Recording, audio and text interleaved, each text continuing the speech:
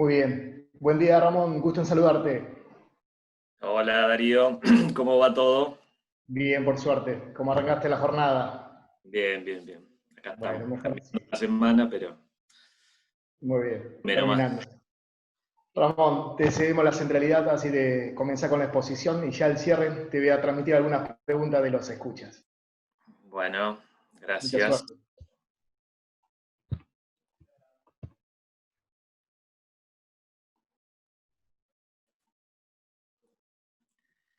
Bien, bueno, primero agradecer a la Dulce Cooperativa de Seguros por la invitación a charlar un poquito sobre el manejo de las malezas, ¿no es cierto?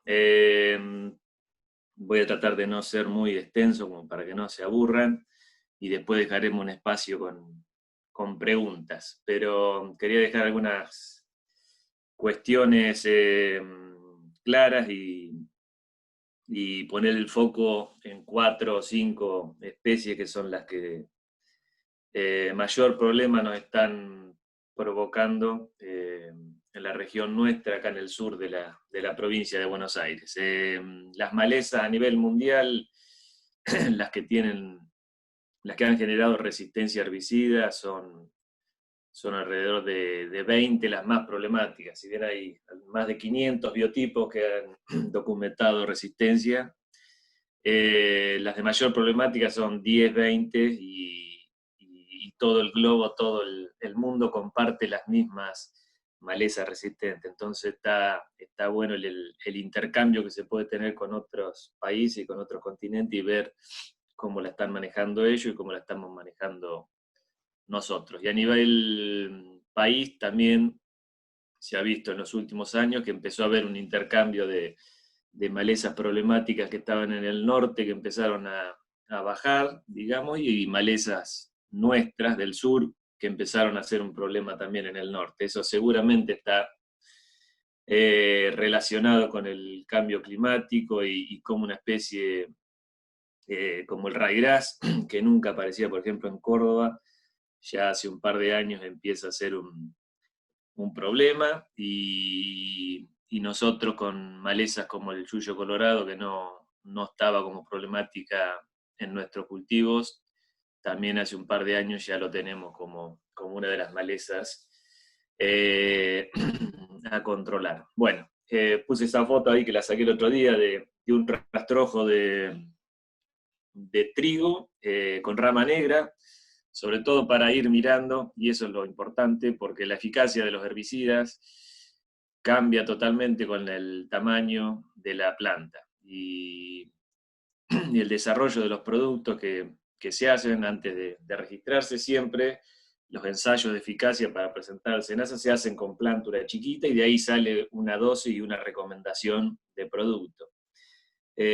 Por eso muchas veces el productor reniega, pero también muchas veces se aplica con maleza que está pasada de tamaño y ahí la eficacia de la mayoría de los productos de los herbicidas no van a funcionar. Ahora tenemos una oportunidad, en ese caso es rama negra, para lograr buenos controles y arrancar el barbecho a la gruesa en este caso, eh, con una ventaja importante sobre esta maleza que después más adelante va a ser un problema importante.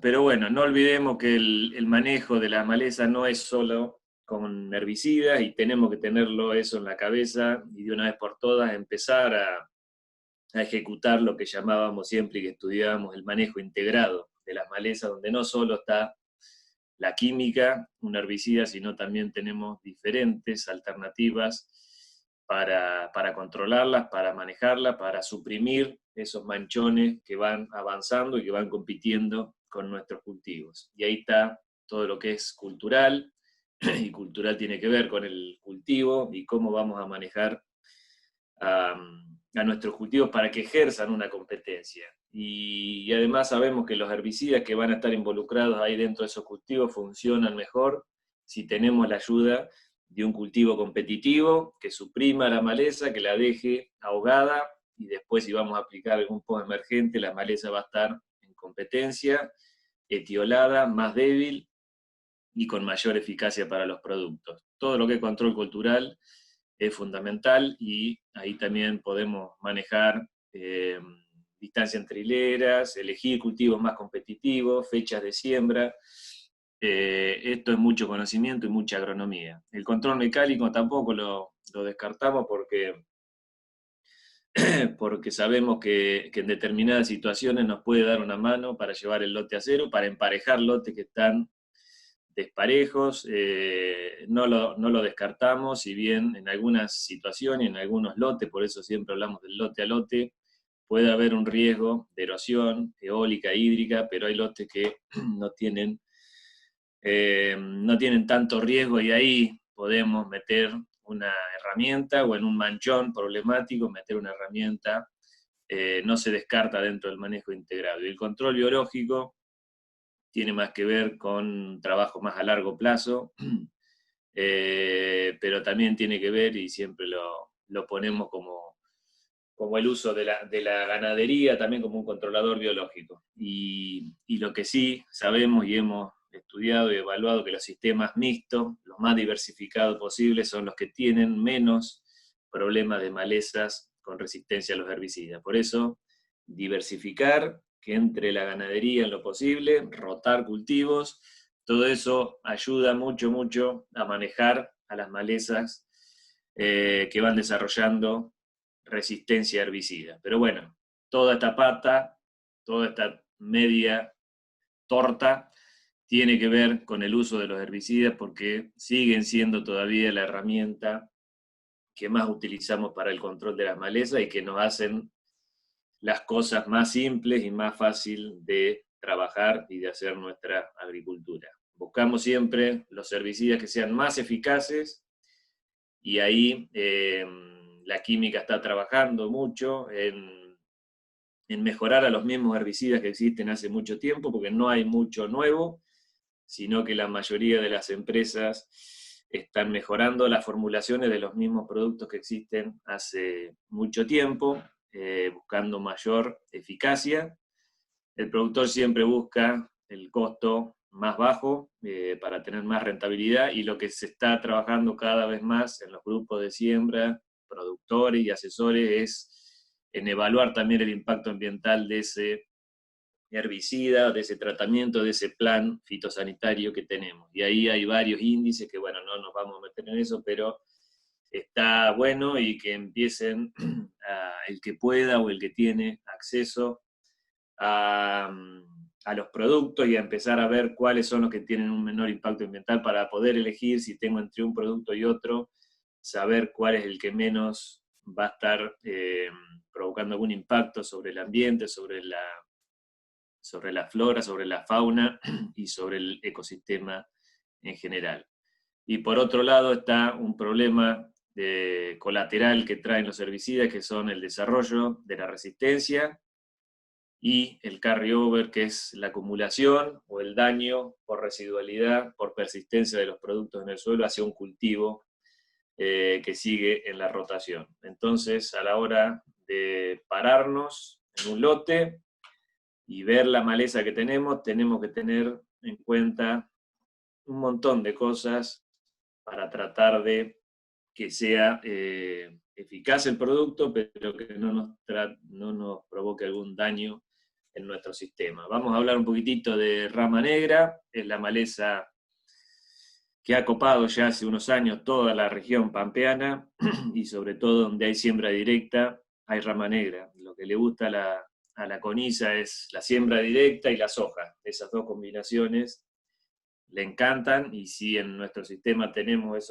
eso seguro va a haber coniza. Es una especie, y la sumatrensis y la bonaerensis más todavía, las dos conizas que tenemos. Es otoño, invierno, primaveral, y por eso en la foto del inicio les mostraba que en estos momentos es un buen momento para barbechar y llevar el lote a cero para encarar a la gruesa después. Por eso este flujo, que bueno, este es un año, esto puede cambiar según el clima y los rastrojos y los cultivos que tengamos en ese lote, pero siempre vamos a tener un flujo otoñal muy importante con ISA y que siempre es más más fuerte que el flujo de primavera. Por eso todos estos nacimientos del otoño es importante llevarlo, controlarlo, llevar a cero el lote ahora en el invierno, para luego que el flujo de primavera nos agarre con malezas más chiquititas y más fáciles de manejar. El problema es cuando tratamos de controlar una coniza en agosto, septiembre, que emergió en el otoño, en febrero, marzo, abril, y ya tenemos plantas de este tipo. Y otro asunto importante es la rotación con maíz, porque ahí dentro de los maíces tardíos en general que han avanzado mucho en la región, en ese microambiente la rama negra y la mayoría de las malezas, les diría, toman un desarrollo mayor y crecen, tienen una fenología diferente, porque ahí tenemos un microambiente. Por eso el año pasado, fíjense esta foto del 26 de junio, justamente hace un año, la coniza ahí abajo crece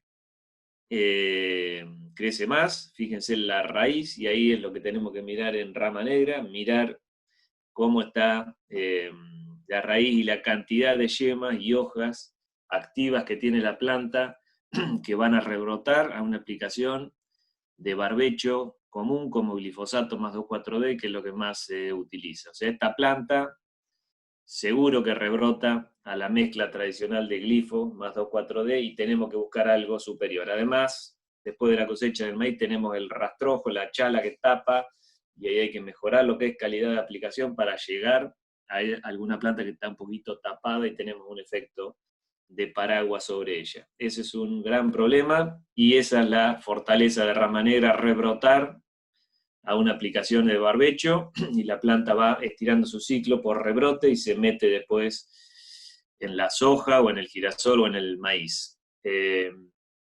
Algún ensayo, y les voy a ir mostrando algunas experiencias para esas rosetas en el invierno que están un poco desarrolladas, mejorar lo que es la mezcla con 2,4-D, agregando algún otro producto que tiene una acción más enérgica, como dicamba, y este es una triple mezcla tradicional, glifosato 2,4-D dicamba, sino otro producto que tiene mucha eficacia y muy buen efecto postemergente, es el clopidalí. Entonces, agregar clopidalí cuando empezamos a ver esas rosetas que empiezan a repollarse, que empiezan a elongar, nos pueden ayudar estos productos. Pero esto también hay que tener en cuenta que tienen residualidad, dicamba, y pueden generar algún daño a la siembra de soja o de girasol. Por eso con dicamba tenemos que manejarnos con unos 20-30 días antes de la siembra, y con clopidalid unos 50 días, 60 días antes de la siembra, y siempre que caiga una lluvia después de la aplicación, porque si no los productos no entran en la solución del suelo donde están los microorganismos que lo van a degradar. Eso hay que tenerlo en cuenta también para clopidalid y para dicamba. Si queremos meter algún herbicida residual en este barbecho largo a gruesa, se han usado mucho sulfonilureas, inhibidores del ALS como Finem, mesulfurón, pero cuidado con estos productos, porque ya, por un lado, tenemos el documentado coniza, rama negra con resistencia a este grupo de herbicidas en el norte de Buenos Aires, sur de Santa Fe, ahí están los focos problemáticos. Eso seguramente va a empezar a bajar al sur, así que tenemos que empezar a cuidarnos de la resistencia. Y por el otro, estos productos sabemos que se acumulan en el suelo y pueden generar algún tipo de fitotoxicidad en la soja a sembrar, y ahí deberíamos ir ya de antemano con una soja STS. Por eso trataría de no meter un inhibidor del ALS ahora en el invierno, y si quieren meter un residual podría entrar atracina, aunque no tiene el registro, y no deberíamos aplicar un producto que no tiene registro en el barbecho a soja, sí, un barbecho ahora a maíz. Y si no, terbutilacina, Tervine, que sí, lo interesante de terbutilacina, que es prima hermana de la atracina, es que se realizó el registro para soja en el barbecho largo, hasta 45 días antes de la siembra puede entrar Tervine, y puede ser una alternativa si queremos un producto con residualidad en el invierno, para llegar cerca de la siembra, estos son controles, cerca de la siembra de la soja, sin rama negra. Esto se aplicó en mayo y son evaluaciones de control hasta 120 días, o sea, ya llegada la primavera y la siembra de la gruesa. Si no, lo importante, ya les repito, es llevar a cero el lote en el invierno con un buen post emergente, y los post emergentes que tienen buena eficacia en coniza son los hormonales. Si el 2,4-D, si la maleza está un poquito desarrollada, ir con el dicamba o con el clopiralid. Ya en la primavera, cuando tenemos este tipo de planta arrepollada y empezando a alongar, un producto interesante es el Texaro. Texaro tiene un hormonal dentro de la formulación específico para rama negra, es el Alaucifem, primo hermano de este clopiralid. Tiene muy buen efecto de postemergente, y lo interesante es que se puede sembrar la soja enseguida, no como clopiralid, a los 3-4 días ya podés sembrar la soja. Y tiene también metido el Texaro, tiene el diclosulan, que es el que va a dar más que nada residualidad sobre coniza adentro del cultivo. Pero bueno, ese diclosulan también puede provocar un daño de carryover a cebada al año siguiente, y algún comentario les voy a hacer a continuación. Después, con rama negra de estos tamaños ya elongada, y esto también puede pasar, o se definen alquileres tarde, se entregan campos en septiembre, octubre, y ahí la rama negra puede tener 20 centímetros, 25 centímetros, y si quieren, si no hacen una labranza para controlarla químicamente, la recomendación sería hacer un doble golpe, una secuencia de aplicación, primero con una aplicación de herbicida sistémico como glifosato y 2,4-D, o glifosato y dicamba. Atectra es una formulación de dicamba, y a los 7-10 días meter un herbicida de contacto como puede ser HIT, Optil, Cerillo o Paraquat. Cualquiera de esos va a funcionar bien. La teoría es meter un sistémico, la planta, el herbicida se va moviendo hacia los puntos donde va a realizar su control, y cuando la rama negra quiere empezar a rebrotar, se le mete enseguida un desecante para sacarle el área foliar y el área fotosintética que da la energía para poder rebrotar. Esa es la teoría del doble golpe. Lo fundamental es en el segundo golpe lograr un buen mojado, por eso la calidad de la aplicación en el segundo golpe es fundamental para que funcione, porque no tiene que quedar nada verde, ninguna yema sin mojar, por eso ahí es muy importante lograr una buena calidad de la aplicación. Y esto es lo que les decía del Spider, del diclosulan.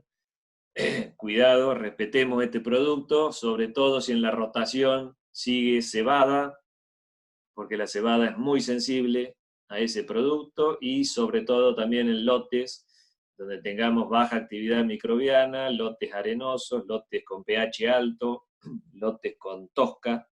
Ahí la persistencia del diclosulan es mayor, y fíjense esta planta de la izquierda, era un lote que tenía 20 gramos, una aplicación en post-emergencia de soja, al otro año cebada con un fuerte palo, y a la derecha el lote alambre de por medio con la misma rotación, pero sin ese diclosulan, como está el cultivo, sin daños. Eso era lo que les quería comentar de coniza.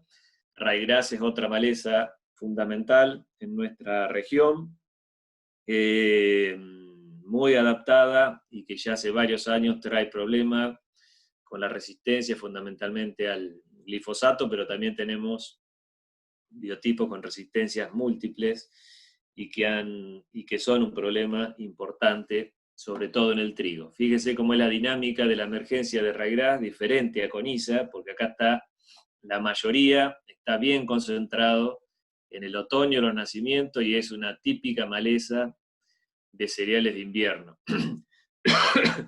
Porque fíjense, si bien, repito, esto no todos los años van a ser iguales, pero generalmente la emergencia arranca en febrero, en marzo, cuando empieza a llover. En el otoño, la semilla del Ryegrass, con 20 días después que cae de la planta, ya está despierta y ya está en condiciones de germinar y emerger. Necesita lluvia, y generalmente en marzo, abril y mayo son esos meses donde más nacimientos tenemos del ryegrass. Después junio y julio son meses importantes porque ahí estamos implantando los cereales de invierno y puede haber nacimiento en conjunto del cultivo con el ryegrass, y esos son los lotes donde tenemos que estar encima y aplicando, teniéndolo bien en cuenta, aplicándolo con los post emergentes para sacar esa competencia y no perder macollo, no perder espigas que van a bajar el rendimiento del cultivo. Por eso estos nacimientos de junio y julio son los importantes, que nacen junto con el cultivo. Todo lo que nace anterior lo debemos controlar en el barbecho, porque ahí sí, si sembramos el cultivo con maleza verde, arrancamos de atrás y ahí seguro que vamos a perder rendimiento. Después en agosto y septiembre hay poca emergencia, va a cambiar sobre todo en lotes donde hay alta densidad, banco de semilla importante, ahí esos nacimientos pueden ser peligrosos y cultivos que quizás no han cerrado el surco, sino estos nacimientos ya son muy chicos y despreciables. El ryegrass Lolium con resistencia a glifosato, tenemos a los desecantes que nos pueden dar una mano, como paraquat más diurón, que es el cerillo, o el paraquat o el glufosinato de amonio. No hay mucho más como desecante para ryegrass, o sea, no tenemos muchas alternativas de quemantes, y esto van a funcionar bien siempre con el ryegrass chiquitito. Ya con esto, 1 o 2 macollos, que es una plantulita igual muy chiquita, fíjense que ya hay rebrote, sobre todo con glufosinato, paraquat. El cerillo tiene alguna ventaja con un poquito más de desarrollo, si no, estos herbicidas van a funcionar bien con plantulita de 1 o 2 hojas, no más. Eso se puede estar viendo ahora a la siembra de los cultivos. Si ya hicieron un control anterior, siembran y empiezan a aparecer algunos pelitos, le decimos, puede entrar algún desecante ahora como para que arranque libre de malezas el cultivo. Si no, en barbecho, el herbicida que está a la cabeza es el cletodin, y es la bala de plata, decimos, para el ryegrass y para muchas gramíneas que han desarrollado resistencia a glifosato. Cletodin es el producto que más se está usando, les diría, a nivel mundial, para el control de gramíneas en general con resistencia. Pero bueno, tenemos que cuidar ese cletodin, porque si se nos termina esa bala, nos vamos a quedar sin una herramienta importante de control. Y ya tenemos en la zona acá del sudoeste, tenemos algunos biotipos con resistencia a cletodin y realmente se pone complicado el manejo, porque es la bala importante del otoño, de barbecho, para llevar los lotes a cero, ya sea para la siembra de la fina o también pensando en la gruesa. Lo que necesita el cletodin es un aceite, sobre todo para lograr la penetración. Le cuesta atravesar la cera cuticular de las gramíneas, y ryegrass en particular tiene mucha cera, por eso brilla cuando lo vemos, y ahí necesitamos un aceite metilado que hace un efecto de licuado sobre esa cera y que penetre el cletodin. Y también en mezcla con glifosato tenemos mejores controles, por más que tenga resistencia el ryegrass, la mezcla de glifo y cletodin funciona bien, porque el glifosato también ayuda como vehículo en la entrada y en la circulación del cletodin. Residuales para ryegrass, puede entrar ligate en barbecho largo, ¿no? Debería ser soja CTS. Clomazone puede ser una alternativa interesante, también tiene que ir a soja el lote.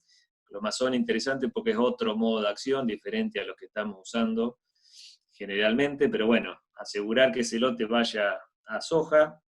Sumisoya puede ser una alternativa si se aplica tarde, 1 de agosto, porque agarramos las últimas camadas, si no, tiene una residualidad más cortita, y si no, alguna imidazolinona, también pensando en un barbecho largo a soja.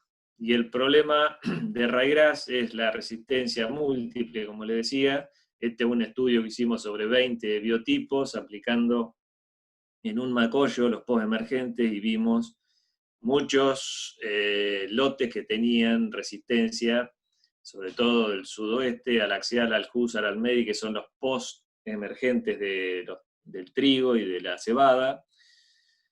Y ahí nos quedábamos sin herramienta para los cultivos, para dentro de los cultivos, sin herramienta química. Además, la mayoría de los biotipos tienen resistencia de tipo metabólica que les da, fíjense, los que tienen bajo control al axial, también tienen bajo control al Husar y al Merit, son resistencias múltiples a graminicida, pero también a LS, y realmente esos lotes están complicados. La llegada de un nuevo activo que tiene registro hace un par de años, el piroxasulfone, que trabaja como residual, no es postemergente, sino es control residual. Hicimos esa prueba sobre esos 20 biotipos que teníamos seleccionados como complicados en la zona y funcionó bien y controló bien a todos los biotipos, o sea que por lo menos sabemos que arrancamos con un activo nuevo y que no hay resistencia en el país. Esto vino a ayudar, sobre todo, ya les digo, donde no funcionan esos herbicidas, el piroxasulfone, el Yamato, viene a dar una mano importante en ese tipo de biotipos. Hay que manejarlo también, cuidar, como les dije, cuidar al cletodin, cuidar al Yamato, y para cuidarlo primero tenemos que tratar de usarlo con otro herbicida, como para meter 2 modos de acción, y ahí con Sumisoya o con algún otro producto que ataquen por 2 vías al ryegrass, nos va a dar una chance de cuidar y que no aparezca la resistencia al piroxasulfone. Esto viene funcionando bien para el lado de Coronel Dorrego, Bahía Blanca, donde los post emergentes de trigo y cebada están generando resistencia. Estos son lotes de maíz en el sudoeste, baja densidad. Y fíjense cómo viene el ryegrass, eso está lindo para meterle los novillos ahí, pero no hay ganadería y lo único que hay es ryegrass con resistencia.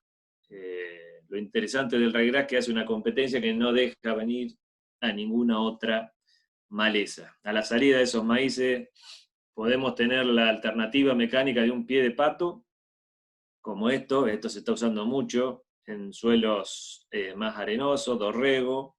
Ya les digo, ahí funciona muy bien, porque si no, la púa esta no entra. Lo que hace el pie de pato es descalzar el pan de tierra, no mueve, entonces está bueno porque deja todo el rastrojo arriba.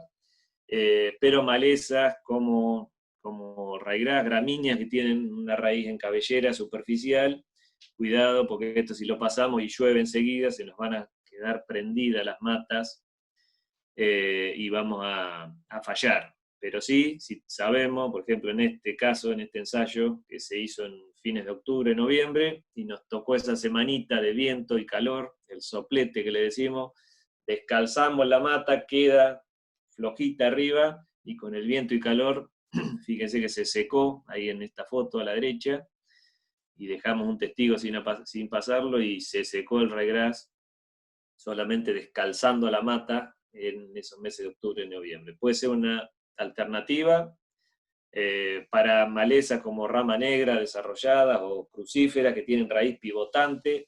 Ahí descalzar esas plantas anda muy bien esta herramienta. Para gramínea hay que ver la situación y en esta, como les muestro acá, funcionó.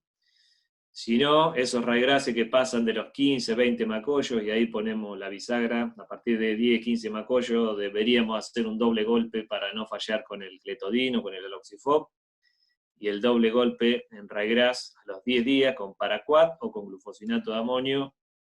Está funcionando bien si quieren control rápido y asegurar que no nos quede ningún macollito que pueda dar descendencia y que pueda ir desarrollando la resistencia a los graminicidas. Entonces a partir de ahí ponemos una bisagra de mata de 10, 15 macollos. Lo ideal sería hacer un desecante como paraquat o glufosinato de amonio para que no avance la resistencia y para lograr un control total. Sigo avanzando y vamos para el lado de las crucíferas. Provincia de Buenos Aires tenemos 3 problemas con resistencia. Una es la Irfeldi en cana, que es el navillo o mostacilla, una especie que puede ser semiperenne y bianual, más que nada, con mucho pelo, mucha pilosidad para identificarla y diferenciarla de una otra, mucho pelo en la hoja y también en el tallo. La inflorescencia, que es la silicua, crece de manera paralela al tallo floral y las flores amarillas, y lo que ha generado esto es resistencia a inhibidores del ALS y algunos biotipos con resistencia al 2,4-D. Esta es la Brassica rapa, que es el nabo, o la nabolsa también que le llamamos, porque esto surgió de colzas asilvestradas que se fueron cruzando con Brassica y se fue asilvestrando el cultivo, y esto ya tiene metido el gen RR, o sea que es resistente al glifosato, pero también tiene resistencia múltiple a inhibidores del ALS y también algunos biotipos y que van creciendo con resistencia a 2,4-D. Es la que más se va desparramando, se va dispersando a la provincia de Buenos Aires y también a otras provincias como Santa Fe, Entre Ríos, ya empiezan a tener la presencia de esta maleza. Es morfológicamente casi sin pelo, una planta que parece de goma, y si tiene algún pelo lo tiene aislado en mamelones, y la inflorescencia es una silicua mucho más gruesa, porque ya les digo, esto viene de una colza y que crece de manera perpendicular al tallo floral. Esta es anual y la flor también es amarilla. Y la tercera es el nabón, el Raphanus sativa, que la problemática está más que nada centrada en lo que es todo la zona costera de Buenos Aires, y el problema es sobre todo la resistencia a los inhibidores del ALS, y en algún caso puntual puede haber problemas con el 2,4-D. Lo que tiene el nabón es que también desarrolla una planta y una roseta con una raíz muy importante y con una capacidad de rebrotar. Pero eso es también aplicación tarde, no es resistencia, sino con aplicación, como hablamos hoy de coniza, cuando ya está con un desarrollo importante. La biología de las crucíferas en general, y acá le muestro particular la de nabo, el patrón de emergencia es diferente al del ryegrass, porque tenemos, como en conilla, tenemos un pico, un flujo también primaveral, estival, y sobre todo la nabolsa, que no tiene dormición, entonces tiene la posibilidad de germinar y de emerger casi todo el año si se dan las condiciones. Pero como es una especie otoño-invierno primaveral, siempre vamos a esperar un flujo otoñal de mayor relevancia que el de primavera. Por eso ahora tuvimos mucho nacimiento, aflojó un poquito por lo que venimos viendo, pero si sigue lloviendo vamos a tener nacimientos en el invierno, y después en la primavera, si llueve, también va a nacer. Ahora es fundamental, como decíamos con ryegrass, estos flujos, llevarlos a cero para la siembra de los cultivos que tenemos, y si tenemos esta emergencia primaveral y los cultivos no cerraron bien el surco, es muy probable que tengamos que entrar con un post-emergente. Algunas experiencias les muestro y con residuales, porque volvió el uso de, por ejemplo, la fluorocloridona, que era un herbicida que se usaba mucho en trigo en su momento, en trigo y cebada como preemergente, pero también podría entrar en un barbecho, y es de lo mejorcito que estamos viendo como herbicida con residualidad para crucíferas y para las tres de la misma manera. Les diría que en nabón los residuales funcionan un poquito más bajo, porque el nabón tiene la semilla más grande y puede haber semilla que está más enterrada, entonces esa semilla que nace de más abajo, ahí en general los residuales pueden funcionar más flojos. Pero la fluorocloridona y 2 litros es la dosis que veo en los ensayos más pareja, es el producto individual que mejor control tiene. Pero como les decía también para ryegrass, la fluorocloridona la bala para crucífera, cuidemos a la fluorocloridona, entonces tratemos de rotar con algún otro modo de acción, como puede ser el flumoxacin. El diflufenicán también es un herbicida interesante y que tiene, lo único que tiene el mismo sitio de acción que la fluorocloridona. Si no, puede entrar flumoxacin o metribuzin, como para ir rotando modos de acción residuales para crucíferas. Y esto puede entrar tanto en barbecho largo, estos 3 productos, diflufenicán, fluoro, flumoxacin, o también en la pre-siembra de los cereales de invierno, y les diría que sobre todo fluorocloridona es lo que más están utilizando los productores ahora en la pre-siembra o en la pre-emergencia de trigo para el control de crucíferas. Productos para llevar a cero el lote, mezclas de PPO con 2,4-D. Los PPO son el HIT, el carfentrazón, el Stager. Esos 3 funcionan de manera similar. Este ensayo es con HIT, pero siempre estos PPO, que son desecantes, necesitan y se sinergizan en crucíferas cuando se mezclan con el hormonal, que va a ser el 2,4-D o el MCPA. O sea, productos post-emergentes como estos funcionan bien en el barbecho, ya sea fina o también a gruesa, y si no, un cerillo, un paraquat, buen mojado, buena calidad de la aplicación como para controlar lo que tenemos en el barbecho. Y como les decía, que también Brassica es una maleza de cultivos de gruesa, y esto justamente es ahí por la Dulce. Acá hicimos y seguimos haciendo después ensayos en post-emergencia de soja, y donde tuvimos que volver a productos que se usaban antes de la soja RR, como los de la familia difeniléteres, PPO, difeniléteres, como el Blazer, volvieron todos estos productos, el Lactofen y el Fomesafen, y también uno que no es difeniléter, pero que es muy viejito, como el Basagran, también volvió a las canchas, este un inhibidor del fotosistema 2. Lo que más se está usando en post de soja es el Fomesafen. Además hay muchos productos genéricos y un costo más bajo.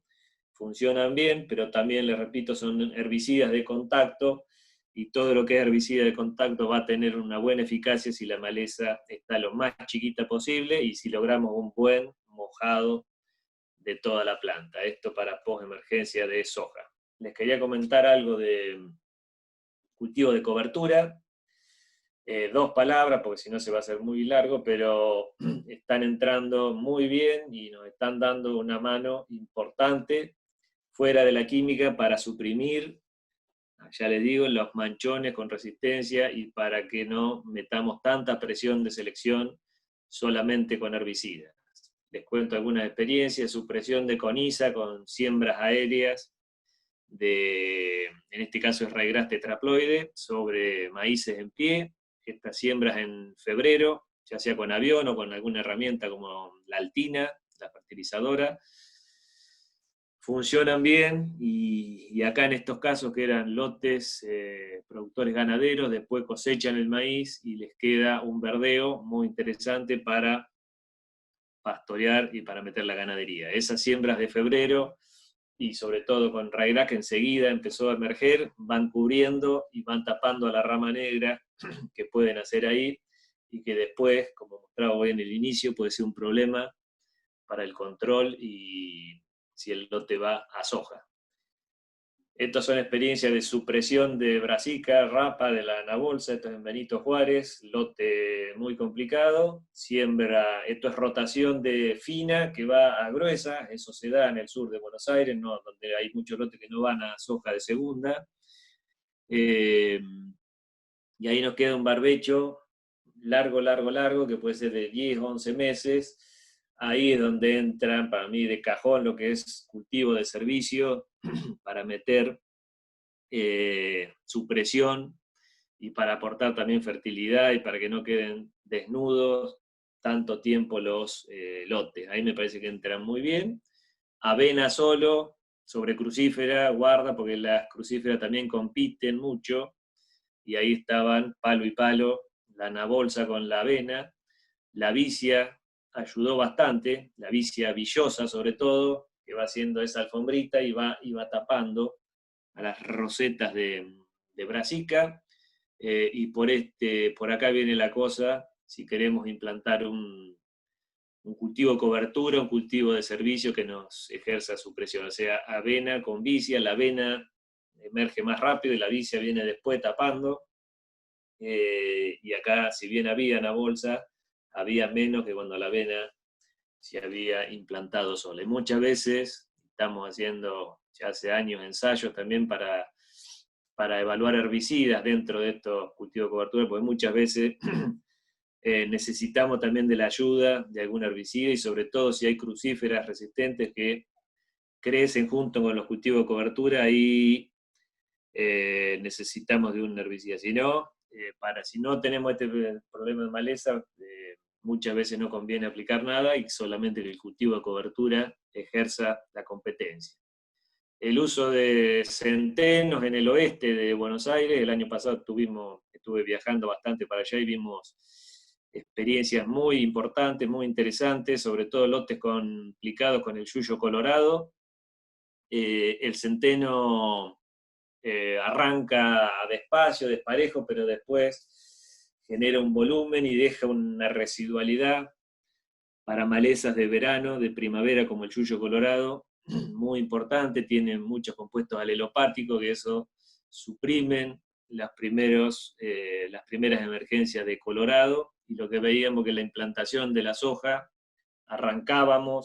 por lo menos arrancábamos con el cultivo sin yuyo colorado, sin amaranthus y sin la aplicación de ningún herbicida. Después, en post-emergencia, se aplicó en este lote, pero teníamos lotes vecinos que no tenían los cultivos de cobertura, y a la implantación, a esta altura del cultivo, ya tenían la aplicación de 2 herbicidas para colorado, y con mucho gasto, con fitotoxicidad, y con controles que a veces no son los esperados. Por eso me parece que lo que es centeno, lo que es suelos arenosos del oeste, y para problemas de amaranthus, es muy interesante este cultivo de servicio. Y en Raigras, la experiencia que hemos visto, hemos hecho ensayos sobre manchones, haciendo tiradas, en este caso era con cebada vicia, y el Raigras también soporta bastante los cultivos de cobertura porque tolera el sombreado, pero lo que vemos, esto eran parcelas sin cultivo de cobertura, la cantidad de plantas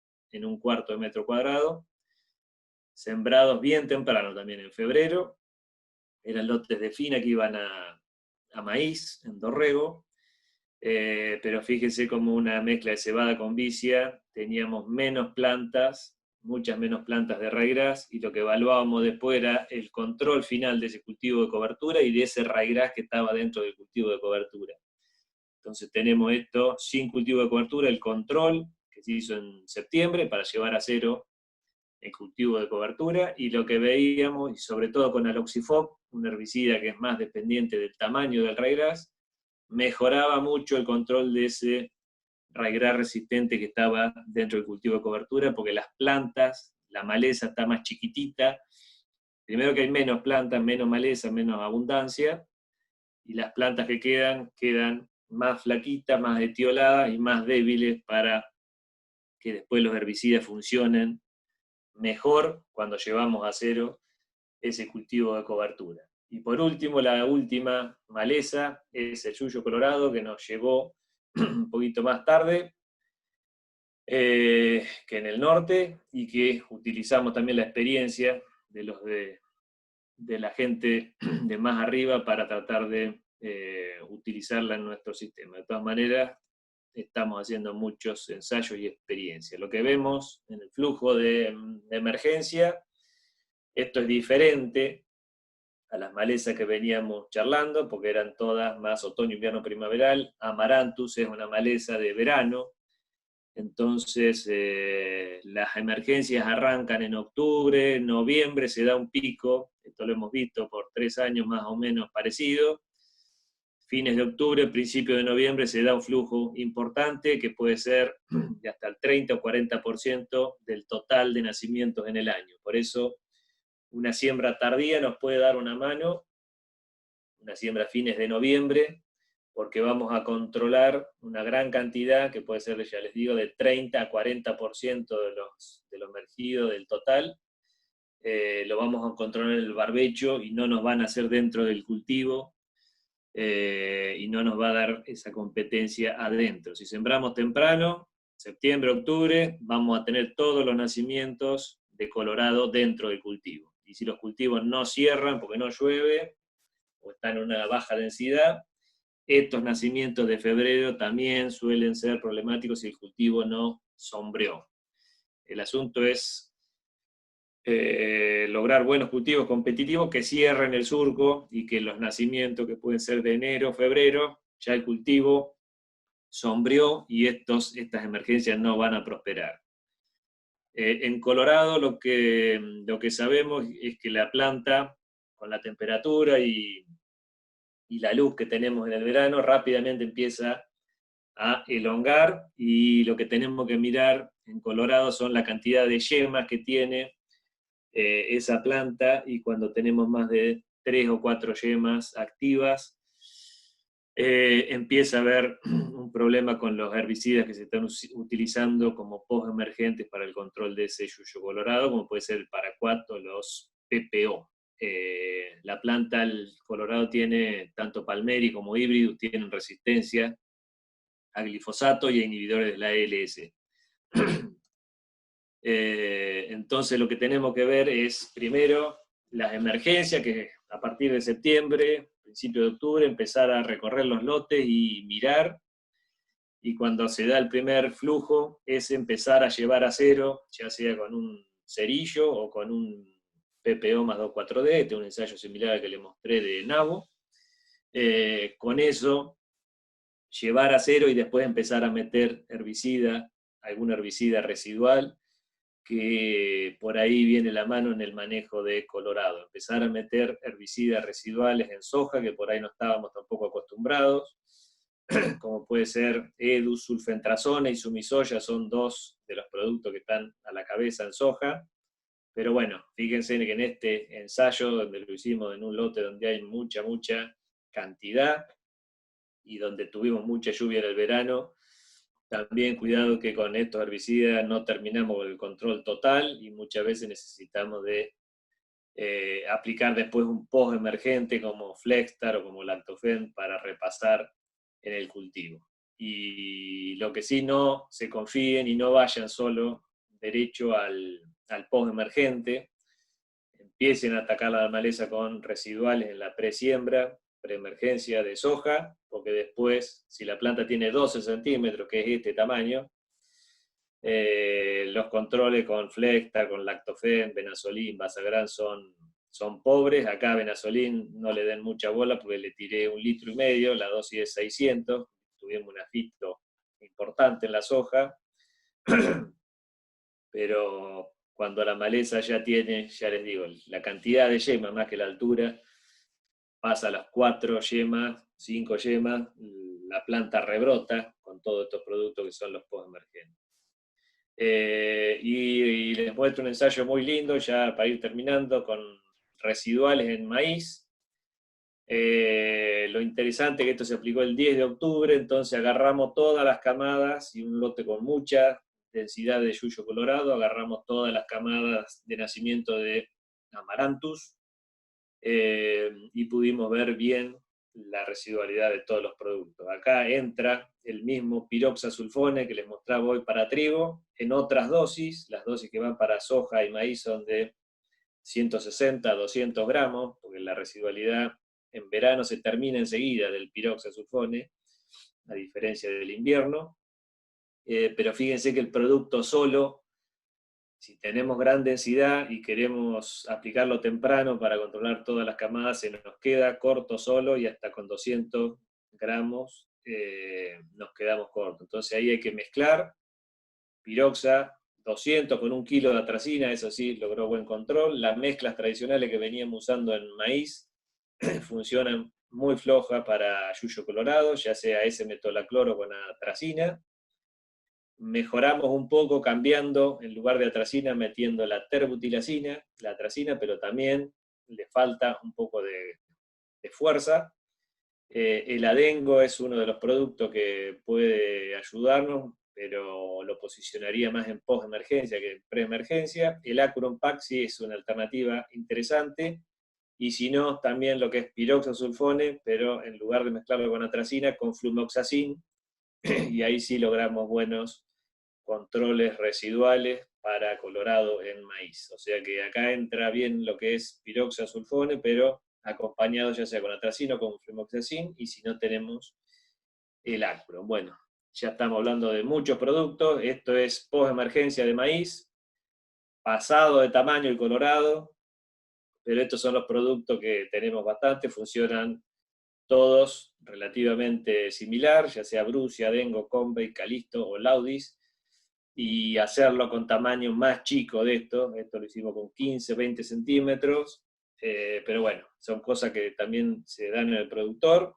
No tengo foto, pero si veíamos la parcela testigo, perdíamos el maíz, y estos controles que pueden ser bajos, de 60, 70%, queda el colorado medio morir ahí con rebrote, pero queda ahí con un palito, y el maíz puede por lo menos prosperar y no perdemos el cultivo. O sea, ven controles bajos, pero si veían el testigo, era prácticamente pérdida del cultivo. Bueno, nada más, muchas gracias. Ahora me quedo para alguna pregunta, y no sé cómo estuve con el tiempo, pero traté de ser Ramón, te agradezco muy bien con el tiempo y también muy explicativo con respecto a la presentación. Como bien estuvimos observando, varias de las preguntas previas que teníamos las fuiste respondiendo en el transcurso de la presentación. Así que nos vamos a detener en aquellas que ya teníamos y que por ahí para reforzar algunos conceptos y algunas preguntas nuevas que se sumaron ahora. Aquí tenemos una, por ejemplo, desde Maciel, provincia de Santa Fe, Marcelo. Dice, tratamiento de Eragrosti. ¿Se tiene alguna experiencia? Es una muy poca experiencia. Acá en el sur no la tenemos como maleza resistente, si bien tenemos Eragrostis, el glifosato la controla a nuestros Eragrostis, pero sé que es un gran problema allá en Santa Fe, alrededor de Rosario, por ahí. He visto algún ensayo, no mío, pero con algún buena eficacia, haciendo un doble golpe, metiendo el graminicida, metiendo al Oxifob primero con glifosato y después un Paraquat a los 10 días como para llevar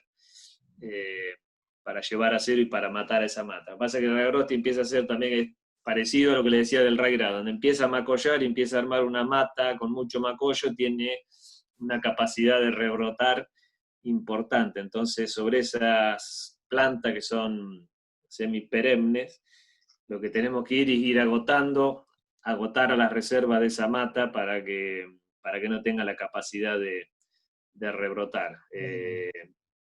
Entonces, con el tema de por ahí hacer un movimiento de suelo, si se puede, y cuando rebrota, atacar a la maleza cuando está más chiquitita. Y te repito, lo que he visto es que con un doble golpe por lo menos la podemos aplacar a esa mata grande. Perfecto. Acá nos pregunta Juan Manuel, de la localidad de Coronel Suárez. Dice, ¿cuál es la incidencia del yuyo colorado resistente en la zona de Suárez?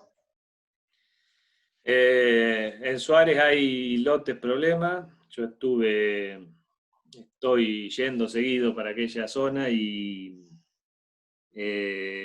hay salpicado. El colorado va entrando en la zona por las cosechadoras, entonces si vino una cosechadora del norte y se te metió en tu lote, ahí te largó semilla y te trajo el problema dentro de tu lote. Entonces no es que va zona por zona, sino que por ahí puede ser un lote particular ahí, donde entró una máquina que vino justo primero a tu lote y te largó el problema. Pero en la zona de colina, ahí en Suárez, hay gran problema. En general en el sur estamos hablando que alrededor de 20-30% de los lotes tienen en general problema, y en Suárez te diría que por ahí un 10% puede ser para poner un número, un 10% del lote. Porque sí, ya te digo, esto es lote a lote, por eso hay que monitorear, tiene que haber algún agrónomo dando vuelta, identificar bien a la maleza y empezar a actuar rápido en la primavera cuando empiezan los flujos. Perfecto. Tenemos otra pregunta, Germán, de la localidad de Necochea. Viste, nos pregunta la posibilidad de rotar la tierra, hacer un tratamiento con rotación de tierra y después ya, llegada la siembra, en el caso del trigo y la cebada, con preemergente. Sobre todo la preocupación la marca en el tema de la no balsa. ¿Qué preemergente recomendaría si es en caso de los cultivos de fina o ya pasando a los cultivos de girasol? Sí, bueno, mover la tierra fue la base del control de maleza por muchos años, hasta que aparecieron los herbicidas.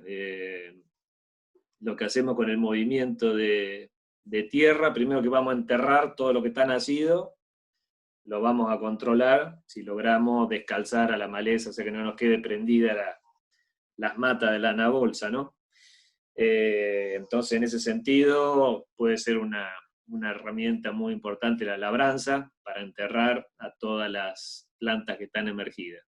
Lograr una buena labranza y que no nos quede prendida la maleza, por ahí si es una arrastradico, enterrarla un poco y si la mata está, o sea, bueno, es ahí manejo por lote va a ser para que la herramienta funcione bien. Eso, por un lado, va a funcionar bien. La anabolsa y las crucíferas en general sabemos que con labranza y si enterramos la semilla puede seguir emergiendo y vamos a también sacar semilla vieja, entonces vamos a tener nacimiento. No es que haciendo una labranza no va a nacer más como pasa con rama negra, tiene una semillita tan chiquita que con labranza no emerge. En crucíferas, sí, va Va a haber a escape. seguir la emergencia y vamos a promocionar más emergencias. Y después residuales, o sea, podemos hacer la labranza y después residuales, como les mostré, la fluorocloridona es el que está a la cabeza, y otro tema es que con labranza convencional, donde sacamos todo el rastrojo y no tenemos nada en superficie, los residuales funcionan mucho mejor porque llegan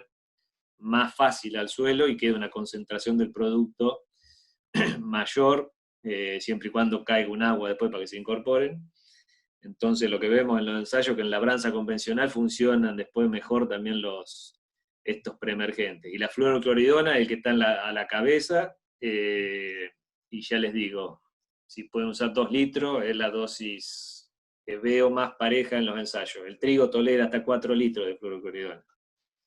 Capaz lo que no va a tolerar es el bolsillo ahí, pero Ya la pero ecuación económica. 2 litros de fluorocloridona es el mejor residual y que veo más parejo. Después está el diflufenicano o el flumoxacin como otras alternativas, pero iría por ese lado. Perfecto. Acá nos pregunta Néstor de la localidad de Balcarce. Dice, alquiler un lote con destino a maíz. Me encuentro con la presencia de yuyo colorado semillado. ¿Qué debo hacer en ese escenario? Alquilás Eh, un lote por primera vez y te aparece semillado sí, el yuyo colorado. bueno, primero, si todavía tiene soja en pie sin cosechar, manejar la logística de la cosechadora ahí, como para no desparramarla, ese yuyo colorado, semillarlo, para no desparramarlo hacia todo el mismo lote o hacia los otros lotes que quizás no tengan colorado. Entonces ahí el tema de tratar de no tocar eso y que semille y que se quede ahí. A esta altura ya la semilla está formada, entonces no podemos hacer ninguna intervención sobre esa planta para cortarle la semillazón, ya está, y seguro que ya hay mucha semilla caída en el piso. Y después manejar ese manchón, si lo tenemos bien identificado, manejarlo de alguna manera particular y sobre todo con residuales. Si va maíz, en los meses de septiembre, octubre, empezar a monitorear y cuando empiece a emerger y que no se nos pase de unos 5 centímetros, llevarlo a cero con algún cerillo o con la mezcla que le mostraba de HIT con 2,4-D, y después ir con estos residuales que les mostraba, ya sea Acuron o el piroxasulfone con fluomoxacin como las alternativas de control preemergente. Y también trataría de que el cultivo manejar una densidad no muy baja como para que haga una competencia. También ahí vemos diferencia que maíces con ultra baja densidad que se están sembrando acá con 20.000 plantas, no cierra nunca el surco, entonces nos falta esa competencia final para que termine el control de la maleza. Así que también buscarle por el lado de lograr buenos cultivos que nos ayuden en el control por la competencia y la supresión. Perfecto. Y aparte en la zona de Balcarce, la potencialidad de la tierra permite quizás subir el stand de plantas. Sí. Acá nos pregunta desde Máximo Paz, en el caso de Cristian, dice, ¿cuántos impactos por centímetro cuadrado se necesita para matar una maleza? Eso va a depender mucho del herbicida. O sea, si tenemos un herbicida sistémico, no necesitamos muchos puntos porque el mismo herbicida se va a traslocar, ya sea glifosato o 2,4-D. Por eso el glifosato fue una solución mágica por mucho tiempo, porque lo tirábamos así nomás y funcionaba, porque se movía el herbicida con más sistemia que existe. Entonces, si usamos un glifosato con 15, 20 impactos, ya está. Ahora, después cuando empezó la resistencia al glifosato y empezamos a usar herbicidas que son de contacto, como estos PPO que nombré tanto, ahí sí necesitamos un buen número y ahí tenemos que hablar de 40, 50 impactos por centímetro cuadrado. Y también tenemos que empezar a mejorar o a cambiar las pastillas que estábamos utilizando. En general los conos huecos hacen un efecto mejor y mojan mejor a una planta que ya está elongada porque hace un efecto de turbulencia que la va a mojar mejor y en todos los ángulos que un abanico plano que por ahí pasa y moja la planta de un solo lado y del otro lado vemos después un rebrote. Entonces ahí cambiar un poco la pastilla y lograr unos 40, 50 impactos van a funcionar bien para estos PPO, para el paraquat, que también lamentablemente volvió a utilizarse mucho, y lamentable porque es uno de los productos más tóxicos, ese sí, respetémoslo, y hoy al inicio cuando mostraba lo del impacto ambiental, tener en cuenta quizás eso, los PPO estos nuevos tienen un impacto ambiental mucho menor que el paraquat, y quizás a veces nos conviene ir por ese lado. Además que sobre todo el impacto sobre el operario, que el paraquat, ese es el problema, ese es el herbicida más tóxico que tenemos. Si bien es menos tóxico que cualquier insecticida, de los herbicidas es el más tóxico. Perfecto. Tenemos otra pregunta de Diego, de la zona de Mar del Plata. Dice, quisiera saber su opinión de amicarbazone en barbecho químico en soja y preemergencia en maíz. Sí, amicarbazone es una molécula interesante. Si bien tiene pocos años de registro, es un herbicida bastante antiguo que lo hemos evaluado hace mucho tiempo. Es un herbicida, es un inhibidor del ALS primero. Entonces, si hay resistencia a ALS, no va a funcionar bien. Pero yo lo he visto con buenos controles sobre emergencia de rama negra, por ejemplo, en un barbecho, soja, barbecho largo debería ser, porque guarda, si te arrimás a la soja, puede haber una fitotoxicidad importante. Entonces ahora, como nombraba hoy, en un barbecho largo puede entrar el amicarbazone. Y después en maíz lo hemos visto interesante en mezcla con ese metolacloro, por ejemplo, para el control de yuyo colorado, por ejemplo, lo hemos visto bien, o para el control de alguna gramínea de verano, puede entrar ahí como una herramienta más dentro de la paleta. Es una ALS, pero distinto a la sulfonilurea, entonces ahí te mete un poquitito de rotación y puede ser interesante, pero siempre trataría en maíz usarlo siempre con 1,5 litros de ese metolacloro o acetoclor, y para gramíneas de verano, por ejemplo, es una buena alternativa ahí, o para la ayuda de yuyo colorado. Perfecto. Aquí nos pregunta Emiliano de Tres Arroyos. Evidentemente, el tema del yuyo colorado es un denominador común. Pregunta el avance del yuyo colorado en la zona. Comentaste algo del 30% y los lugares menos, más, pero nada, si querés sumar algo o pasamos a otra pregunta. Sí, no, eso va a ir sumando y yo creo que en un par de años ya vamos a estar llenos de yuyo colorado, lamentablemente. Es muy difícil manejar la dispersión de las cosechadoras y es el factor dispersante más importante es la cosechadora. Y la verdad que en época de cosecha estamos todos apurados, tratando de levantar todo y cuando pasa de un lote a lote no se limpian bien las máquinas. Quizá dejar esos manchones sin cosechar puede ser una ayuda para no dispersar tanto. Eso por un lado. Después las palomas también, a la paloma le encanta comer semilla de yuyo colorado y donde hay mucho movimiento de ave y sobre todo paloma, también se va moviendo por ahí. O sea, va a ser muy difícil que no llegue. Como el coronavirus, el yuyo colorado va a llegar. Te cuento una anécdota de color. Yo vivo aquí en la localidad de Pergamino, donde están transmitiendo del Centro de Atención al Asociado Oficina Pergamino. Y en mi patio de mi casa me ha nacido yuyo colorado, hará un año y pico. La saco de raíz, tiene una raíz muy ancha, muy profunda, y es increíble el poder, ¿no? Y es, como decimos, un patio. Lógicamente la paloma, por eso el poder de difusión que va a tener es inminente, que lamentablemente va a llegar y con mucha fuerza. Sí, sí, la cantidad de semillas, o sea, una planta puede producir 1,5 millones, más de 1 millón de semillas, entonces con pocas plantas ya empieza a haber una abundancia de semillas en el ambiente, semilla chiquita que por diferentes vehículos se va moviendo. Pero ya le digo, la cosechadora es el número uno y el número dos es la paloma. Las palomas. Aquí nos preguntan Sergio de San Miguel del Monte. ¿Hay desarrollo local de nuevos fitosanitarios? ¿Hacia dónde va el desarrollo de los nuevos productos? Sí, esa es una buena noticia.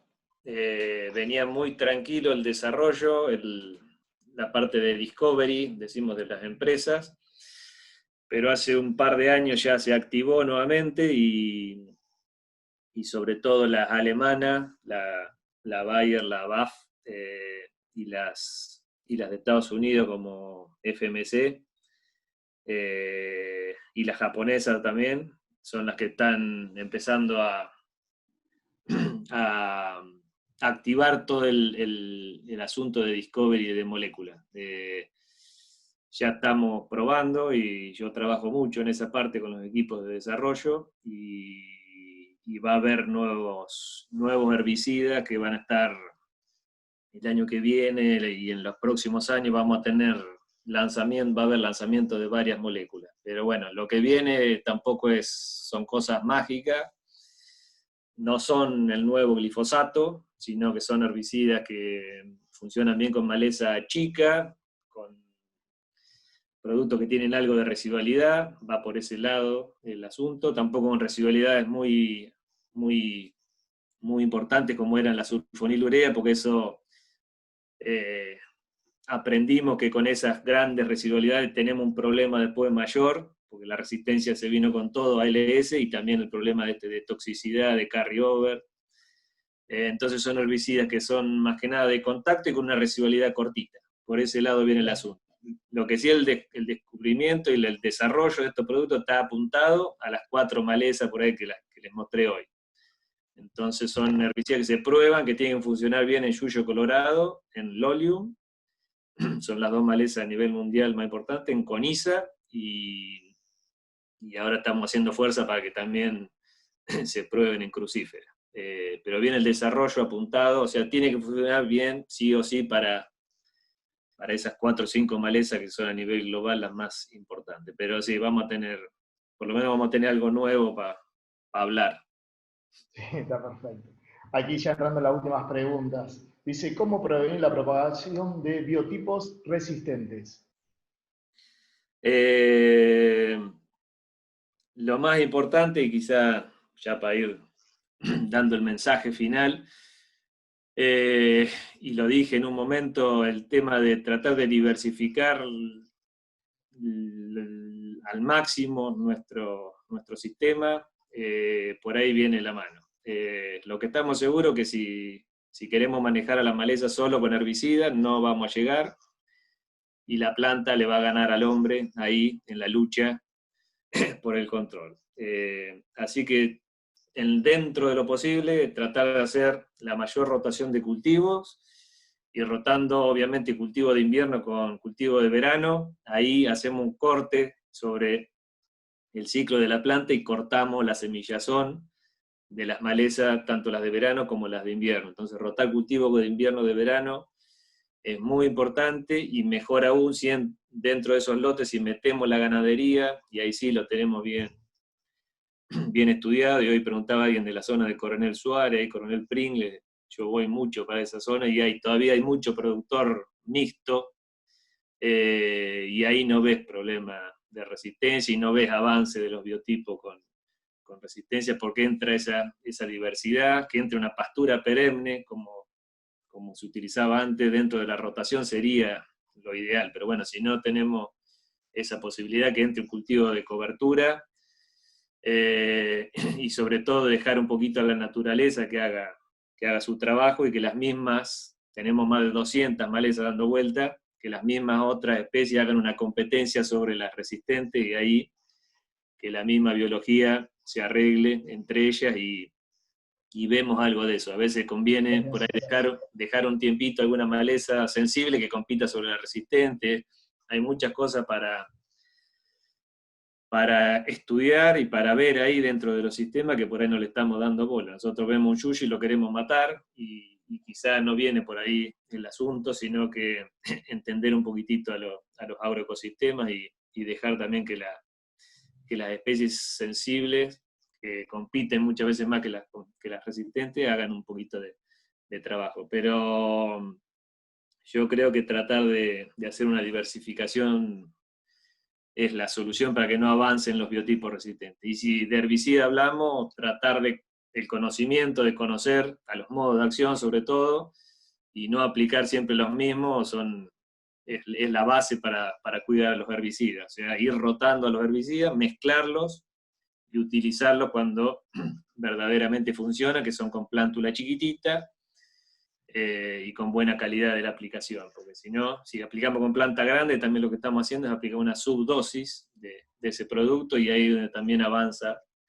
la resistencia. Claro. Perfecto. Te hago dos preguntas más y vamos cerrando. ¿Hay algún tratamiento para controlar la bulbia en trigo o cebada? Sí. Bulbia es una gramínea de invierno que la teníamos ahí, no le dábamos bola, una maleza chiquita que por ahí no compite mucho, pero se hacen unos manchones, unas alfombras que por abundancia nos traen algunos problemitas en la implantación. Y lo que tiene la bulbia es que tiene ya de por sí la especie tolerancia a los post emergentes que se usan en trigo y cebada, o sea, lo que es axial, puma, húsar, esos tienen baja eficacia. Hemos visto a través de los ensayos que residuales como el flumoxacin, el sumisoya, o la trifluralina o el yamato son herbicidas que hemos visto que tienen eficacia como residual preemergente en trigo o cebada. Y después de los post-emergentes, el herbicida Everest, que es el flucarbazone, si se aplica con la bulbia lo más chiquitita posible, es una buena alternativa para trigo. En cebada no entra el Everest, pero para trigo puede ser una alternativa. En cebada iría más que nada con la trifluralina o con un yamato aplicado temprano. Lo que tiene la bulbia, que también tiene la mayoría de los nacimientos son bien de otoño, entonces correr la fecha de siembra puede ser una ayuda. El glifosato funciona, el cletodin funciona también para bulbia, en barbecho. Perfecto, vamos a las dos últimas. Ignacio pregunta, ¿qué dosis de glifosato es necesario para controlar viola? La viola es tolerante al glifo, y lo que hemos visto en los ensayos, que arriba de los 2,5 litros, 3 litros de un glifosato, formulación premium, arriba del 50% de activo, empezamos a tener eficacia en viola. Pero la idea no es subir dosis de un producto, si bien, ya te digo, con 3 litros de un glifo premium vas a tener el control, sino lo ideal es mezclar con otro herbicida y estos PPO que te nombraba hoy, o HPPD como el diflufenican, lo ayudan mucho el glifosato. O sea, glifosato con HIT, glifosato con Stager, glifosato con carfentrazone funcionan muy bien para quemar a la viola, o el Brodal, el diflufenican, con glifosato también son herbicidas que tienen buen control. Y después la sulfonilurea como residuales todavía siguen funcionando. Perfecto, voy a la última y después si le decimos a los escuchas si queda alguna pregunta en cola, con gusto te la vamos a compartir. Así nos responde en un rengloncito y se las compartimos a los socios y productores en general. Dale. La última en este sentido dice Diego, pregunta, ¿usar Glucoran de barbecho largo es similar a dicamba en control?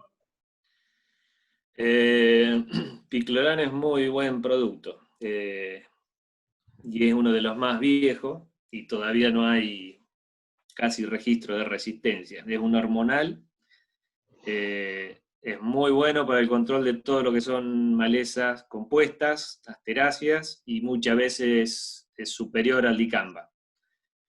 El problema es que tiene actividad en el suelo y esa persistencia importante nos puede traer un problema en girasol y soja. Trataría de no meterlo en el barbecho a esta altura del año ya para si van a soja o a girasol. Si va a maíz o si va a siembra de fina, es muy bueno y es un poco superior a dicamba en maleza como rama negra, cardos, todo lo que son asteráceas. Pero cuidado, todo lo que es secar no hay problema. Si va a soja o girasol, yo trataría de no aplicarlo ahora. Perfecto.